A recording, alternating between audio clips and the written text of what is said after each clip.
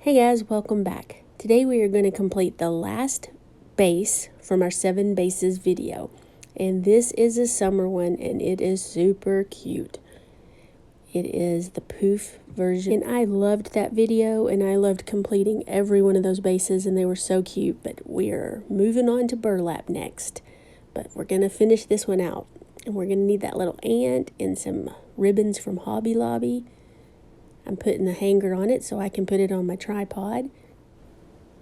I always say tripod, but it's really a painting easel. And someone had asked me about it once before, and this is it.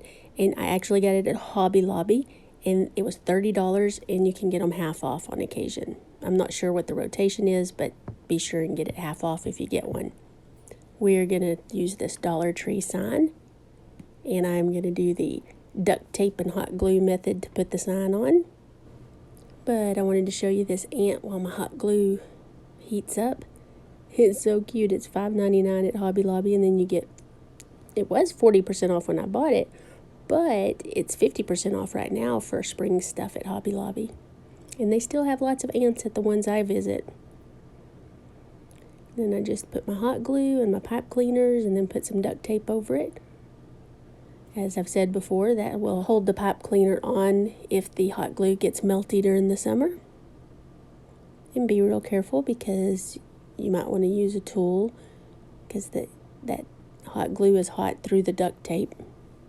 Kind of melts on there, which is what makes it really secure. But this was $4.99 at Hobby Lobby. And I don't think you can find, I can't at any of the other stores I visit, any of the ribbon right now. You can get pineapple ribbon at the ones I go to.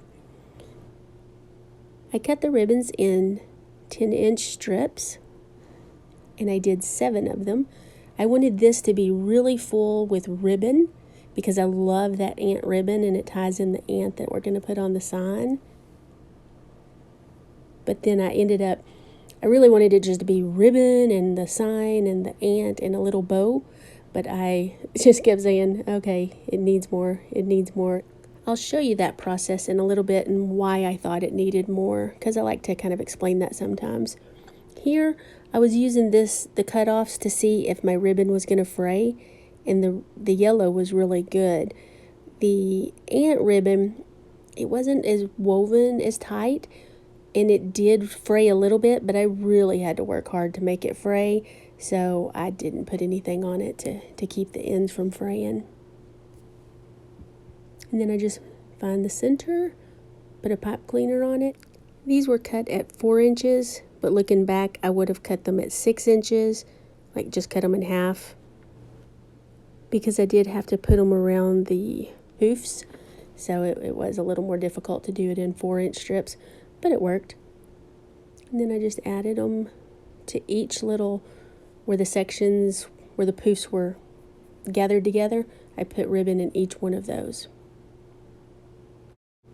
Then I added my ant to the sign. I hot glued him and I also put a pipe cleaner around one of his legs and attached it to the wreath frame. Now I'm going to make my little bow. It's just a 3-loop bow, 3 loops on each side, and I used both of the ribbons. I really loved this checkered ant ribbon. It's like obviously a tablecloth, if you went on a picnic and the ants get on it. I made the bow with my hands as opposed to using any of the bow tools, and just measured out 10 inches and then would just grab it and put it under my thumb, keeping the right sides of the ribbon out clearly. Yeah, like you couldn't figure that out. Use the right side of the ribbon, guys. And then I just put a pipe cleaner. I did not put a center bow or a center loop because I wasn't sure if I wanted to use the flower or the checkered ribbon. I ended up using the checkered ribbon because sometimes, you just have to play with it and see what you think works best. And in this case, doing it opposite of the bow that was on top worked better. I dovetail the tails. And I did at one point check to make sure that if I folded my ribbon that it wasn't leaving a crease, and it did not. So always make sure that you're not creasing your ribbon if you're folding it over. And this was the first thing I thought, okay, it needs more. You could see through the green, and so that's why I really thought it needed more. And I thought these pink flowers would be really cute. I just pulled them off the stems and then put a pipe cleaner around them. And then I just used that pipe cleaner to attach it to the wreath frame. Then I decided it could still be seen through, so I made some rings. I cut them at 10 inches. It's 10-inch mesh, cut it 10 inches, and then just curled them up. And I always twist them so that the curls face up. And just twisted that one. Put a pipe cleaner on there. And this was cut in half so that I could use it to go around the mesh again and attach it straight to the wreath frame. I like adding things straight to the wreath frame as opposed to hot glue or anything else because it makes me feel like it's more secure. Then I added the little flowers. Then I decided that if you see that middle poof on each side of it looked bare. So I went back and cut 12 inches of mesh and then scrunched that up on both sides, made a poof, and then I added that poof on each side of that center poof because, yeah, it just looked bare to me. I took another picture and thought it's kind of unbalanced on the white now, so I thought, oh, I'll put these little white sparkly things. This came from 4th of July in 2019. It was from my stash. And then the red ones, they came, Hobby Lobby, they came from my stash from 2020 4th of July.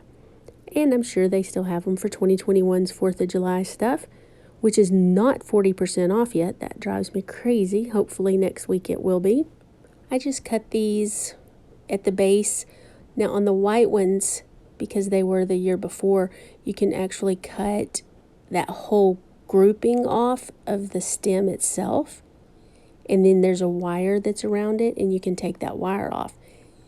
It just gives you a little more length. If you cut it at the base of the curl, then you have to make the curl a little shorter so that you have something to work with. I'll show you that here in a second.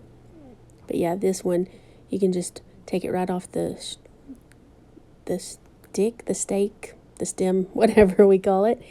And then you can see there's a wire that's wrapped around holding it together. So you can take that apart. And then I usually just group them 3 at a time, mix in some 2 white, 1 red, 2 red, 1 white. Just mix it up. And it's really a pain to do this, but it just makes it look so much better. You can't put a grouping of like 10 pieces of one color. It's just wrong. You could, but to me it's just wrong. So I just put them together, put a pipe cleaner on them, twist them up. I think we've done that with everything we attach to the wreath so far. I put a little bit of hot glue just so it doesn't come undone. And I know that we've talked about it and everybody talks about it that does a video, and Gorilla Hot Glue, Gorilla Hot Glue, Gorilla Hot Glue. Big difference. It holds things when other things won't. Now I just find places to put them in there. Well, guys, it's sad to say we have come to the end of completing all of our 7 bases, but I'm very excited about that, and now we're going to move on to some other stuff and some woodworking. I've got a great woodworking piece coming up, but I'm very excited about that. But if you haven't seen the 7 bases video, I'll link it right here. Thanks so much, and we'll catch you on the next one.